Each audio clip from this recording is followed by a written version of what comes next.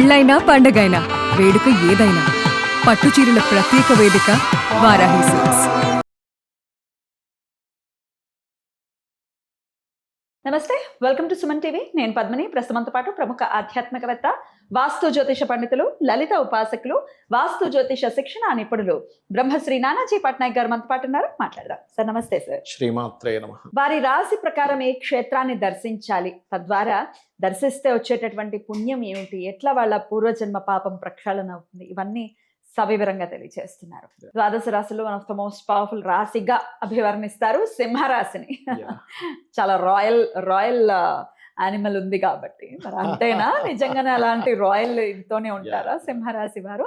అసలు సింహరాశి వారు ఏ క్షేత్రాన్ని దర్శించాలి ఒకసారి మీ ద్వారా? తప్పకుండా అండి. అంటే సింహం వారికి ఏంటంటే యూనిక్నెస్ ఎక్కువగా ఉంటుంది. యూనిక్ గా ఉంటారా? యూనిక్ గా ఉంటారు. కొంచెం అంటే వాళ్ళు చిల్లరగా పిచ్చిగా ఉండడం ఇష్టం ఉండదు వాళ్ళకి.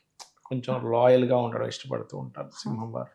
చాలా మంది తెలియక కోపం వాళ్ళకి ఎక్కువ అంటారు. అలా ఏమి ఉండదండి, కోపమే ఉండదు. చాలా సరదాగా ఉండే వాళ్ళని చాలా మంది చేశారు. సింహ లగ్నంలో పుట్టినా, సింహరాశిలో పుట్టినా కూడా. అయితే ఇందులో ఉండే నక్షత్రాలు కనుక చూసుకుంటే మఖ, పుబ్బ, ఉత్తర. మఖ నక్షత్రం వాళ్ళు ఎక్కువగా గణపతిని ధ్యానం చేయాలి, పుబ్బవారు అమ్మవారిని, అండ్ ఉత్తర నక్షత్రం వాళ్ళు సూర్య భగవాను ఎక్కువ ఆరాధన చేయాలి. అయితే ఇందులో ఈ 3 నక్షత్రాల్లో ఎందులో పుట్టిన పంచమ భాగ్యాలు గనక తీసుకుంటే ఎక్కువ నరసింహస్వామి క్షేత్రాలకు వెళ్ళాలండి. నరసింహస్వామి క్షేత్రాలు, శక్తి ఆలయాలు ఉంటాయి మనకి. దశమహావిద్యలు చేసేవి ఉంటాయి శక్తి ఆలయాలు. కామాఖ్య కావచ్చు, తారాపీఠ్ కావచ్చు, శక్తిపీఠాలు. శక్తిపీఠాలకి ఎంత వెళ్తూ ఉంటే కూడా అంత వీళ్ళకి మంచిది ఉంటుంది చెప్పాలంటే. అండ్ వీళ్ళకి సింహం వారికి ఇప్పుడు ప్రజెంట్ రాశిలో కేతు సంచారం జరుగుతుంది గోచారంలో. కాబట్టి వీళ్ళు నవంబర్ వరకు కూడా, ఇప్పుడు మనం 2026 మే మాసంలో మాట్లాడుకుంటున్నాం. సో 2026 నవంబర్ వరకు లగ్నంలో కేతు సంచరిస్తుంటాడు వీళ్ళకి. దీనివల్ల ఏమవుతుంటుందంటే ఏదో తెలియని, అంటే మానసికంగానేమో కొంచెం ఆధ్యాత్మికం వైపు ఎక్కువ లాగుతూ ఉంటుంది. ఏవో తెలియని ఆటంకాలు జరుగుతూ ఉంటాయి. అంటే ఒక క్లారిటీ ఎక్కడో మిస్ అవుతుంటుంది, దేనికోసం అన్వేషణ జరుగుతూ ఉంటుంది ఈ సమయంలో వీరికి. వీళ్ళు ఇప్పుడు కనుక నిద్ర లేస్తూనే గణపతిని తలుచుకొని నిద్ర లేచినట్లయితే ఖచ్చితంగా వీరికి ఇబ్బంది అనేటువంటిది ఉండదు. ఓకే, అద్భుతం సార్. సో ఇట్లా అయితే నక్షత్రాల వారీగా కూడా మీరు చెప్తున్నారు కాబట్టి 3 నక్షత్రాల వారు ఏ ధ్యానాన్ని చేసుకోవాల్సి ఉంటుంది? ఇందాక నేను చెప్పానుగా, మకాయము గణపతి, పుబ్బాయేమో అమ్మవారు, ఉత్తర ఏమో ఈ యొక్క సూర్యభగవాన్ ధ్యానం చేసుకుంటారు. ఇక్కడ ఏంటంటే ఎక్కువగా లక్ష్మీనరసింహస్వామి క్షేత్రాలకు వెళ్ళడం మంచిది. వీరికి ఒక 1 year 3 months తర్వాత భాగ్యంలో శని సంచారం జరుగుతుంది. అష్టమ శని అయిపోద్ది.